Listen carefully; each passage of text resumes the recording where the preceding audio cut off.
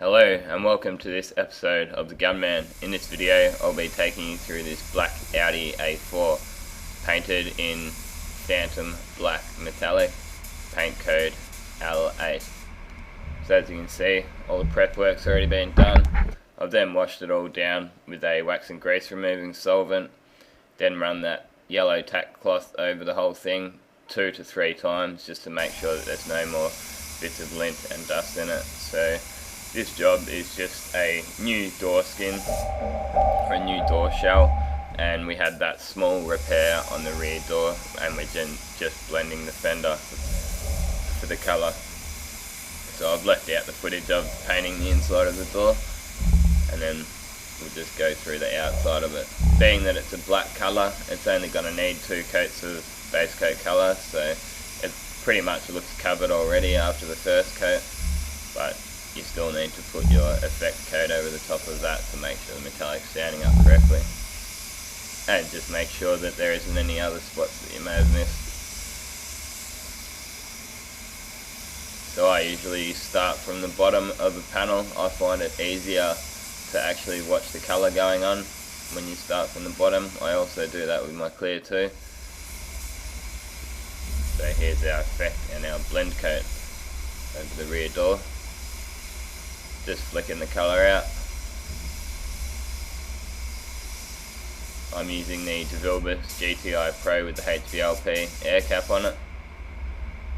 Set the pressure to approximately 2 bar or 29 psi for your final coat. You don't want the base coat on too heavy on this coat as to get the metallic to lay on nicely. Just flicking it over the fender here. Again, I've already put my second coat on the inside. I'll just show you the outside. You notice this second coat's a lot quicker. I'm not going on quite as heavy as that first coat.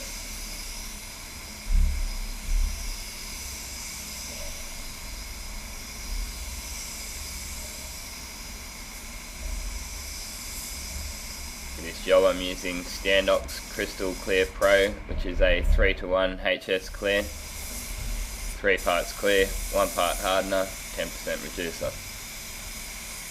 So I set my air pressure to 2 bar or 29 psi for the first and second coats of clear. First coat of clear doesn't have to be too heavy, just enough so that you can't see your base coat through your first coat of clear. We'll then give that approximately 5 minutes depending on the temperature. In WA this day was quite warm, it was about 35 degrees, so it only probably needed about 3 minutes in between coats. I'm using a medium hardener as to slow it down a touch. But when your panel temperature is probably about 30 degrees, it really doesn't take long for that small coat, that thin coat to dry off and tack off. There's a tack test you can do also. If you're not sure if it's ready in between coats, you can just touch the masking next to your clear coat, and if it will pull the masking up and stick to your finger, then it's pretty right to go. If your finger's still moving around in it, then maybe just give it another minute or 2. So for the first coat on your door skin, there's no need to put 2 coats on the inside of the door.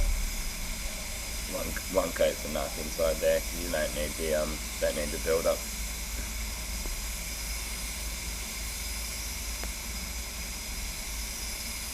It's starting to look a little bit peely on this first coat on this door, so after going over it once, I actually ended up deciding it needed a touch more. I then just gave it another quick blow over.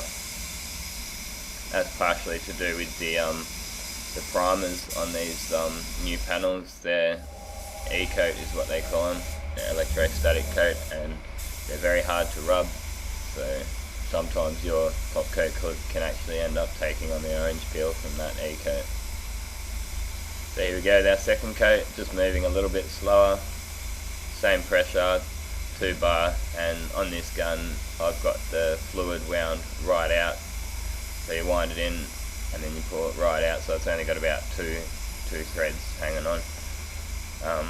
If you're using the Transtech cap, which I'm not, I'm using the HVLP. If you're using Transtech, maybe wind that fluid in a little bit more. Have it at say 2.5 turns out. I've found it's a good setting for the Transtech. But I've found that with these European cars, it's easier to get the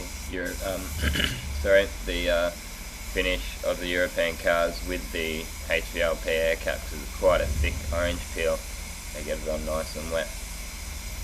If you're doing say a Mazda or one of the Japanese cars, it's probably better off using the Transtech cap or a conventional cap.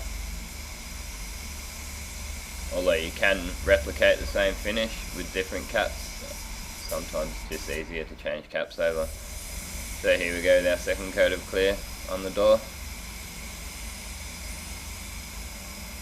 Same thing, same pressures, same settings.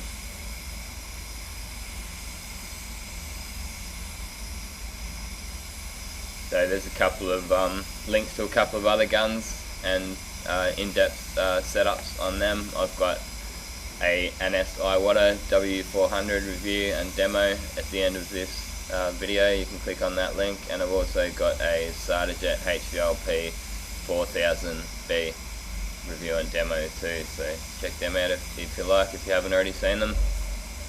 I've also got plenty of other videos. I think this is about my 56th upload, so check out my other vids, subscribe to my channel.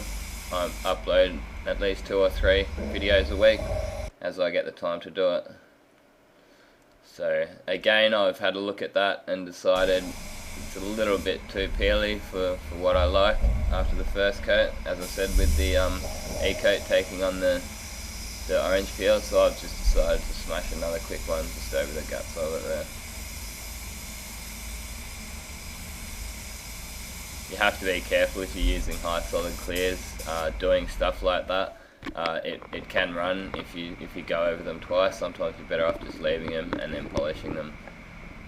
So I'm pretty happy with that orange peel now. It's pretty consistent with the European cars.